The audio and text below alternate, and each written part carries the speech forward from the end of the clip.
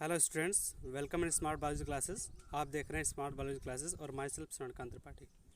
इसमें कि हमारा आज का टॉपिक है स्वास्थ्य और रोग, यानी हेल्थ एंड डिजीज़। बहुत ही मोस्ट इम्पोर्टेंट टॉपिक है ये आज का, जिसमें कि हम आप लोगों को बताएंगे कि हेल्थ क्या होता है, स्वास्थ्य क्या होता है। चलिए देखते हैं। जैसा कि आप लोग देख पा रहे होंगे यहाँ पर स्लाइड में लिख रखा है हमने, तो एक एक करके जानते हैं। पहले हेडिंग आपको दिख रही होगी यहाँ पे स्वास्थ्य। तो देखते हैं स्वास्थ्य होता क्या है। लिखा है कि विश्व स्वास्थ्य संगठन एक संगठन है, WHO जिसे बोलते हैं। वो हमेशा एक डेफिनेशन देता है, परिभाषा देता है। तो उस परिभाषा के हिसाब से हम जानते हैं। तो देखिएगा, विश्व स्वास्थ्य संगठन की परिभाषा के अनुसार लिखा हुआ है, स्वास्थ्य शरीर की उस अवस्था को कहते हैं। कौन सी अवस्था? जिसमें प्राणी का शरीर मानसिक और सामाजिक रूप से पूर्णतः स्वस्थ होता है। कहने का मतलब ये है, हम किसी भी इंसान को तभी स्वस्थ कह सकते हैं जब वो मानसिक रूप से, सामाजिक रूप से पूरी तरीके से स्वस्थ होता है। यानी मन का संतुलन उसका सही होना चाहिए, और सामाजिक बिहेवियर कैसा है उसका, समाज में बैठने का तरीका कैसा है, नज़रिया कैसा है, इन सारी चीज़ों को हम लेके बात करते हैं, तब उसे हम हेल्थ कहते हैं या स्वास्थ्य कहते हैं। ठीक है। उसके बाद हम बात कर लेते हैं रोग क्या है।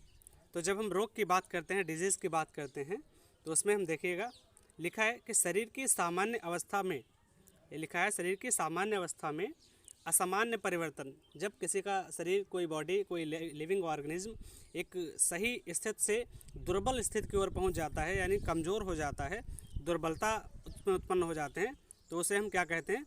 उसे हम रोग कहते हैं। आशा करते हैं आपको समझ में आ रहा होगा।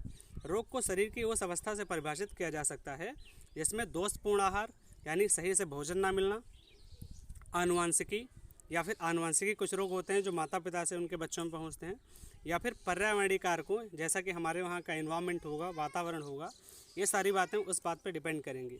तो इसके संक्रमण से भी इनकी कार्यकी प्रभावित हो जाती है और रोग उत्पन्न हो जाते हैं हमारे शरीर में। तो जैसा कि आप एक ये डायग्राम देख पा रहे होंगे, इस डायग्राम में हमने पूरा डिजीज़ डिफाइन किया है कि क्या क्या होता है। देख लीजिए, जब रोग आता है तो सबसे पहले हम क्या करते हैं? रोग के लक्षण से रोग पता किया जाता है। किससे पता किया जाता है? रोग के लक्षण से। तो रोग के लक्षण से, जैसे कोई भी रोग आया तो उसका लक्षण हम देखेंगे। पीड़ा हो रही है, बेचैनी हो रही है, व्यग्रता हो रही है, चक्कर आ रहे हैं, कमजोरी लग रही है, तो ये सारे लक्षण हैं। फिर रोग के संकेत क्या हैं?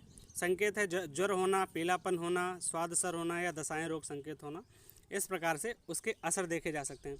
फिर क्या होता है? फिर आप डॉक्टर के पास जाते हैं, यानी रोग के निदान के लिए। तो रोग के संकेतों द्वारा जो डॉक्टर होता है वो आपको दवाइयाँ देता है और आपका रोग का उपचार शुरू हो जाता है। ये आगे लिखा हुआ है अगला डायग्राम में, उपचार, थेरेपी से बोलते हैं इंग्लिश में। आपकी थेरेपी शुरू हो जाती है, यानी दवाइयाँ शुरू हो जाती हैं। तो दवाइयाँ क्यों शुरू होती हैं? रोगी के रोग को ख़त्म करने के लिए दवाइयों का उपचार किया जाता है। ठीक है। जब आप दवाइयाँ खाएंगे तो सीधी सी बात है कि रोग का रोकथाम होगा, जिसको हम प्रोफिलैक्सिस बोलते हैं। तो किसी विधि या औषधि उपकरण द्वारा संभावित रोग को रोका जाता है। उसके बाद जब रोग रुक जाता है तो फिर उसके रोग के जो वास्तविक कारण होते हैं वो अज्ञात हो जाते हैं, गायब हो जाते हैं। तो इस प्रकार से आशा करते हैं कि आपको ये हमारा डायग्राम पूरा समझ में आया होगा। ये पूरा जो डायग्राम है, ये पूरा डायग्राम हमारा इसी पे डिपेंड है। ठीक है, आगे देखते हैं। अब कुछ रोगों के प्रकार हैं। रोग कितने प्रकार के होते हैं ये देख लीजिए। इसमें लिखा है मानव में होने वाले रोग मुख्यतः इनको दो भागों में बांटा गया है। कौन कौन से दो भाग हैं देख लेते हैं। एक दो भाग है। एक में लिखा है जन्मजात रोग, यानी ऐसे रोग जो हमें बच्चों में पैदा होने पर ही उनके अंदर रोग होते हैं, उनको हम जन्मजात रोग कहते हैं। ये रोग लिखा हुआ है मानव में जन्म से ही होते हैं। इन रोगों के कारण कुछ अलग ही होते हैं, जैसे एल्केप्टोन्यूरिया हो गया, किसी जीन में उत्परिवर्तन के कारण।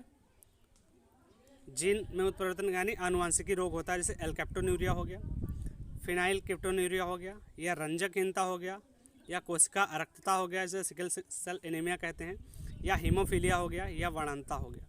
तो ये सारे ऐसे रोग होते हैं जो जन्मजात रोग होते हैं, अर्थात बच्चे में पैदा होने के समय ही ये रोग आते हैं। ये आनुवांशिकी रोग होते हैं। दूसरी जब हम बात करते हैं तो उसमें आता है गुणसूत्रीय असामान्यताओं द्वारा।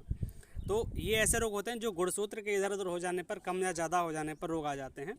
जैसे इनमें बात करें तो इनमें डाउन आता है, सिंड्रोम आते हैं, क्लाइनफेल्टर सिंड्रोम आता है, टर्नर सिंड्रोम आते हैं। ये सिंड्रोम ऐसे होते हैं कि जिनमें कभी कोई एक गुणसूत्र बढ़ जाता है, कभी कोई घट जाता है, तो जिससे मानव शरीर में या लिविंग बीइंग में एक अजीब प्रकार की उत्पत्ति हो जाती है। कह सकते हैं उनकी संरचना अलग अलग बन जाती है। तो इस प्रकार से ये गुणसूत्रीय असमानताओं द्वारा होते हैं। थर्ड की जब हम बात करते हैं तो थर्ड आता है वातावरणीय कारकों द्वारा। जब हम वातावरणीय कारक की बात करते हैं तो जैसे कटा हुआ होंठ हो गया, तालू हो गया, या जीन व गुणसूत्र द्वारा उत्पन्न इसके विपरीत वातावरणीय कारकों द्वारा ये भी रोग अक्सर देखे जाते हैं, हो ही जाते हैं बच्चों में। तो आशा करते हैं आपको रोगों के प्रकार समझ में आए होंगे। आगे देखते हैं, ये तो रोग का पहला प्रकार था जिसे जन्मजात रोग के नाम से हमने जाना। अब दूसरा प्रकार है उपार्जित रोग। ये कैसे रोग होते हैं? ये ऐसे रोग होते हैं जो आप वातावरण से या किसी भी अन्य प्रकार से संक्रमण से ये आपके अंदर आ जाते हैं, शरीर में आ जाते हैं। तो देख लेते हैं उपार्जित। उपार्जित रोगों की जब हम बात करते हैं तो लिखा हुआ है ये रोग जन्मजात नहीं होते हैं, अर्थात इन रोगों का जन्म से कोई कनेक्शन नहीं है, लेकिन जन्म के बाद किसी भी कारणवश उत्पन्न हो जाते हैं, तो इसे हम उपार्जित रोग कहते हैं। यानी जो वातावरण से द्वारा अर्जित किए जाएं उन्हें हम उपार्जित कहते हैं। तो देखिएगा, इसमें पहला है संक्रामक और संचरणीय रोग। संक्रामक रोग क्या होते हैं? ऐसे रोग जो वातावरण की दशाओं से आपको, यानी वहाँ पे जो जीवाणु रहते हैं, जो बैक्टीरिया रहते हैं, विषाणु रहते हैं, वायरस रहते हैं, उनके द्वारा जो आपको प्रभावित कर देते हैं, तो ऐसे रोगों को हम संक्रामक रोग कहते हैं, अर्थात जो दूसरों से फैल जाते हैं। लिखा हुआ है वे रोग जो प्रोटोजोआ, जीवाणु, विषाणु या कवक या कृमियों द्वारा फैल जाते हैं उन्हें संक्रामक रोग कहते हैं।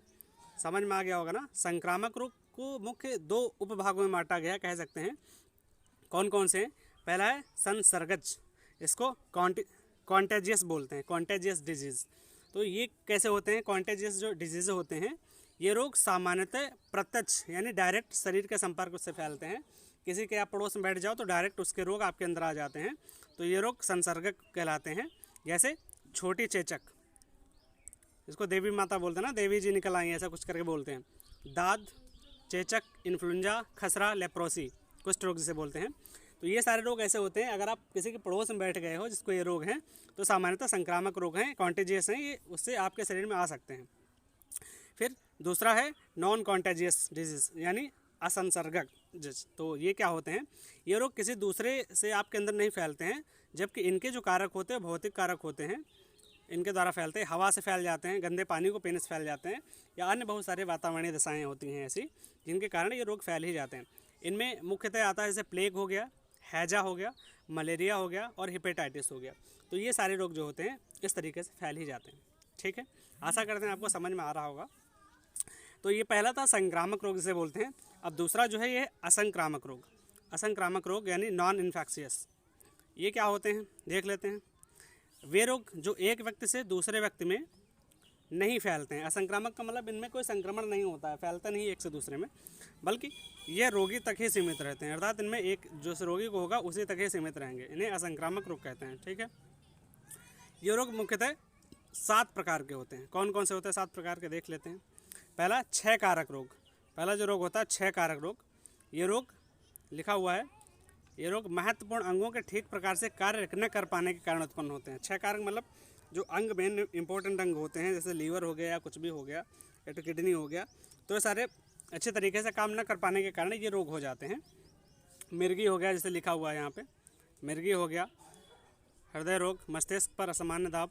तो ये सारी चीज़ें आप पढ़ लीजिएगा और इनके एक कॉपी पर नोट्स बनाते रहिए, क्योंकि बिना नोट्स की पढ़ाई नहीं होती। अगर आप चाहते हैं कि अच्छे से आपको तैयार हो जाए तो आप कॉपी पेन लेके साथ में बैठें और इसको पूरा नोट्स के तरीके से तैयार कर लीजिए।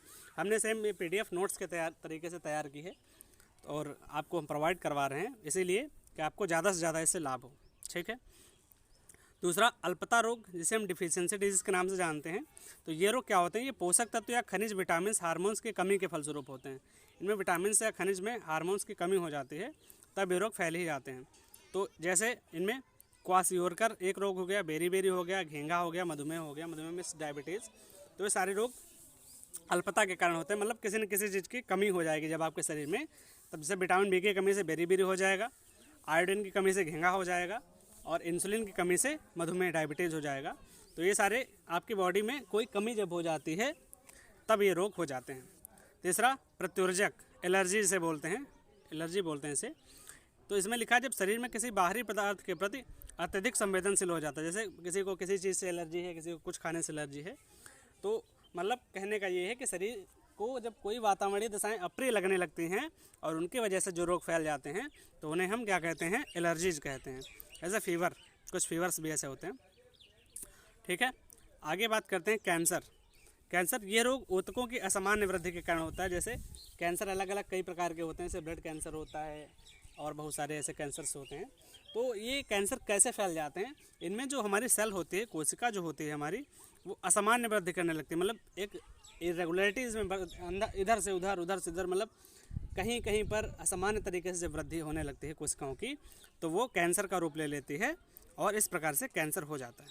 ठीक है, आशा करते हैं आपको हमारा वीडियो समझ में आया होगा, अच्छा लगा होगा। अगर आपको हमारा वीडियो ज़रा भी अच्छा लगा है, ज़रा भी हेल्पफुल हुआ है, तो आप हमारे चैनल को सब्सक्राइब जरूर करें, लाइक करें और ज़्यादा से ज़्यादा लोगों तक शेयर करें, क्योंकि सेवा ही महान कार्य है, जिससे आप अपना नाम बढ़ा सकते हैं, कमा सकते हैं और ईमानदार रहें, खुशहाल रहें। धन्यवाद। थैंक